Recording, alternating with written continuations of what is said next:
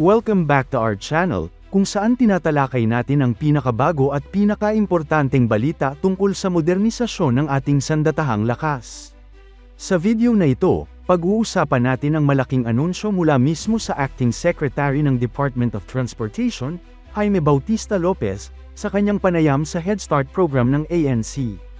Ayon kay Sec. Lopez, bukod sa 40 fast patrol crafts na galing France, humihingi rin daw ng tulong ang Pilipinas sa French government para sa mga big vessels o malalaking barko, at pati na rin sa Airbus para sa mga air assets ng Philippine Coast Guard. Ito mga kabayan, ay isa sa mga pinakamalaking foreign-assisted maritime programs na kasalukuyang tinitingnan ng gobyerno ngayon. Pero bago tayo magpatuloy, tandaan natin na ang matatag na Pilipinas ay hindi lang nabubuo sa lakas militar, kundi sa maayos na pamahalaan, paglaban sa korupsyon, pagtanggi sa political fanaticism, at pagsugpo sa fake news. Mahalaga yan para sa tunay na seguridad at katatagan ng bansa. Sa interview ni Acting Secretary Lopez, kinumpirma niya na ang Department of Transportation, sa tulong ng Philippine Coast Guard, ay patuloy na nakikipag-ugnayan sa French government para sa panibagong phase ng modernization program ng PCG. Ang una nating batch ay yung 40 fast patrol crafts na under French ODA o Official Development Assistance, pero ngayong 2025, mas malawak na proyekto ang tinutukoy, kabilang dito ang malalaking barko at air assets na magpapatibay sa maritime capability ng bansa. Para sa mga hindi pamilyar, ang ODA o Official Development Assistance ay isang klase ng government-to-government support kung saan nagbibigay ang isang bansa ng pautang o grant para sa mga proyektong makatutulong sa development, gaya ng infrastructure o, sa kasong ito, maritime defense. Ibig sabihin, kung matutuloy ang deal na ito, France mismo ang magpopondo sa mga barko at aircraft na gagamitin ng Philippine Coast Guard. Ang France, bilang isang maritime power sa Europe, ay may matagal ng partnership sa Pilipinas pagdating sa Coast Guard development. Mula pa noong 2019, nagsimula na silang mag-supply ng OPV at patrol boats, pati na rin ng technical training ng ating mga Coast Guard personnel. Bukod pa riyan, hindi lang barko at helicopter ang saklaw ng mga napag-uusapan sa mga bilateral meetings ng Pilipinas at France. Ayon sa ilang ulat, tinitingnan din ang posibilidad ng maintenance support agreements at training programs na isasagawa mismo dito sa bansa. Ibig sabihin, hindi lang basta bibili o tatanggap ng assets ang Pilipinas, kundi magkakaroon din ng kasunduan para mas mapaunlad ang kakayahan ng ating mga tauhan sa paggamit at pag-maintain ng mga ito. Mahalagang bahagi ito ng tinatawag na capacity building, isang hakbang para hindi lang umasa sa foreign technicians, kundi magkaroon ng sariling mga Pilipinong eksperto sa maritime engineering at aviation maintenance. Posibleng magsimula ito sa pagbuo ng Joint Training Center sa ilalim ng Philippine Coast Guard, kung saan tutulong ang French instructors at Airbus engineers. Sa ganitong paraan, hindi lang hardware ang napupunta sa bansa, kundi pati kaalaman at teknolohiya na magpapatibay sa pangmatagalang kakayahan ng PCG.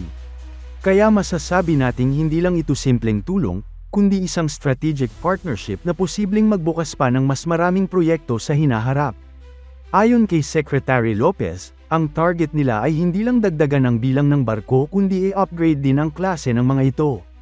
Kaya nang tanungin siya kung anong klaseng big vessels ang tinutukoy, sinabi niyang ito ay mga multi-role at offshore patrol vessels na kayang magstay sa laot ng matagal at mag-operate kahit sa masamang panahon. At dito mga kabayan, papasok ang posibilidad na ang mga big vessels ay galing sa mga kumpanyang French tulad ng OCEA o Perio, na parehong kilala sa paggawa ng mga matatag na OPV at patrol ships. Ngayon, bukod sa barko, binanggit din ni Secretary Lopez na kasali sa kanilang plano ang pagkuha ng air assets mula sa Airbus. Ang Airbus helicopters ay isang malaking pangalan pagdating sa Coast Guard at maritime surveillance. Sa katunayan, sila rin ang gumagawa ng mga helicopter na ginagamit ng Japan Coast Guard at iba pang bansa sa ASEAN. Kung matutuloy ito, posibleng makakuha ang PCG ng mga Airbus H145 o H225 Super Puma helicopters, parehong ginagamit para sa search and rescue, medical evacuation, at maritime patrol. Sa puntong ito, ipapakita natin ang mismong clip mula sa Head Start interview sa ANC, kung saan direktang sinabi ni Acting Secretary Lopez ang tungkol sa tulong na hinihingi nila mula sa French government at Airbus. Then we're asking also the government of France, no, na kung pwede kami tulungan dun sa mga big vessels natin, mga 87 meters, no. Then we're asking also Airbus for the air assets. So the good thing with Coast Guard, ma'am, we can tap all the funding, no. Unlike the other uniformed personnel na they are dependent sa ating GAA. Pagkatapos ng clip, tuloy tayo sa analysis kung gaano kalaki ang impact nito sa PCG modernization. Kung titignan natin, malaking bagay ito para sa Philippine Coast Guard dahil isa sila sa may pinakamabilis na expansion program sa buong Southeast Asia ngayon.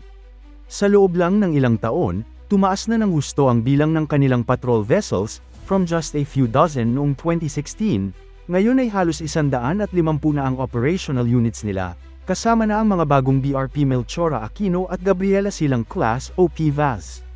Pero sa kabila ng mga ito, nananatiling kulang ang PCG pagdating sa malalaking barko na kayang magpatrolya sa West Philippine Sea at sa karagatang lampas pa ng 200 nautical miles. Kaya nga napakahalaga ng big vessels proposal na ito mula sa France. Kapag natuloy, maaari itong magbigay sa atin ng dagdag na capability sa long-range maritime operations, lalo na sa mga area kung saan madalas manghimasok ang mga foreign vessels. Ang ganitong klase ng barko ay kayang magdala ng helicopter, may command and control room, at madalas may onboard medical facilities, perfect para sa humanitarian missions at law enforcement sa dagat. Dagdag pa rito, kung papasok ang Airbus helicopters, malaking upgrade ito sa air wing ng Philippine Coast Guard. Sa ngayon kasi, limitado pa lang ang kanilang fleet, karamihan ay donated o second-hand helicopters mula sa Japan. Pero kung magmumula sa Airbus, siguradong modern, brand new, at mas advanced ang mga sensors, communication systems, at endurance nito.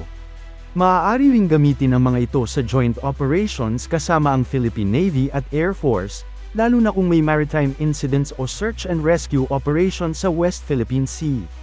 Sa mas malawak na konteksto, makikita rin natin na tuloy-tuloy ang paglapit ng Pilipinas sa mga European partners pagdating sa defense cooperation. Hindi lang France, kundi pati Italy, Spain, at Czech Republic ay nagpapakita ng interes na tumulong sa maritime modernization ng bansa. At kung susuriin, ang ganitong mga proyekto ay hindi lang para sa depensa, nakatutulong din ito sa ekonomiya. Dahil ang mga ODA projects ay madalas may kasamang training, technology transfer, at minsan pati local shipbuilding participation. Sa kabuuan, malinaw na gustong palakasin ng administrasyon ang maritime security posture ng Pilipinas, lalo na't patuloy ang mga hamon sa ating karagatan. Kung matutuloy ang partnership na ito sa France at Airbus, hindi lang modernisasyon ang hatid nito, kundi mas mataas na kumpiyansa at kakayahan ng Philippine Coast Guard na protektahan ang ating mga karagatan at mamamayan. Mga kabayan, ito ang isa sa mga pinakaabangang development sa maritime defense ng bansa. Ano sa tingin ninyo? Dapat bang ituloy ng gobyerno ang deal na ito sa France at Airbus? E-share nyo ang inyong opinion sa comment section, at huwag kalimutang i-like at i-subscribe para sa iba pang defense and maritime updates dito sa ating channel. Maraming salamat sa panunood. Muli, ito ang inyong Chan PH Malaya, para sa mga balitang nagbibigay lakas at inspirasyon sa bawat Pilipino.